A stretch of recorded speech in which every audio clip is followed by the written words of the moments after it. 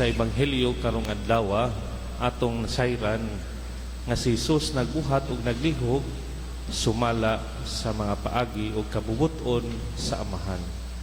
Si Jesus wala magbuhat sa iyang gusto lamang, dili siya molihok, sumala sa iyang gusto.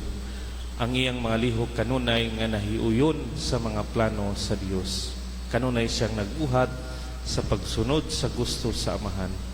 Busa makaingon kita nga adunay suod nga relasyon tali ni Jesus ug sa Amahan.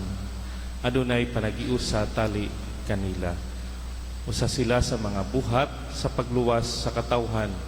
Si Jesus lamang ang dalan paingon sa Amahan.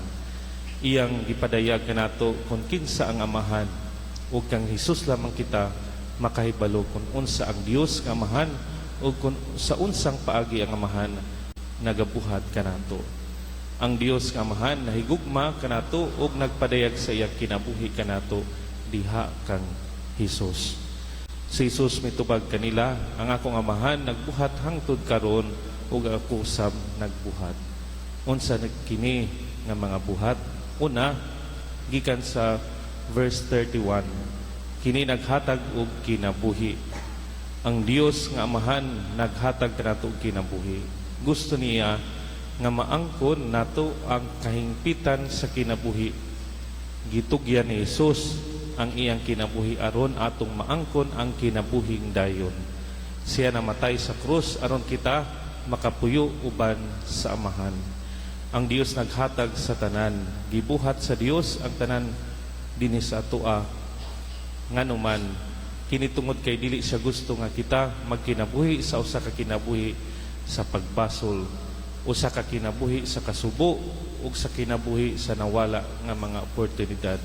Gusto niya nga magkinabuhi kita alang kaniya ug usa ka kinabuhi uban kaniya. Unsang matanga sa kinabuhi ang atong naangkon ug gikinabuhi hangtod karon.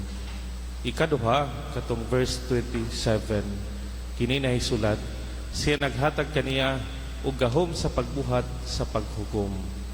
Apan kini nga paghukom dili sa pagkondenar, dili kini mahitungod sa silot. Ang iyang hukom mao ang pagdawat sa iyang katupsanan. Ang iyang hukom mao ang pagsinati sa iyang pagpasaylo. Kini aron ibalik kanato ang kahigpitan sa kinabuhi. Kini mao ang paghatag kanato og kinabuhing walay katapusan. Sa katapusan, pangutanon nato ang atong kaugalingon unsaon man nato pakighusay atubangan sa Dios. Mahadlok ba kita mo atubang kaniya? Makasiguro ba kita sa kinabuhing dayon?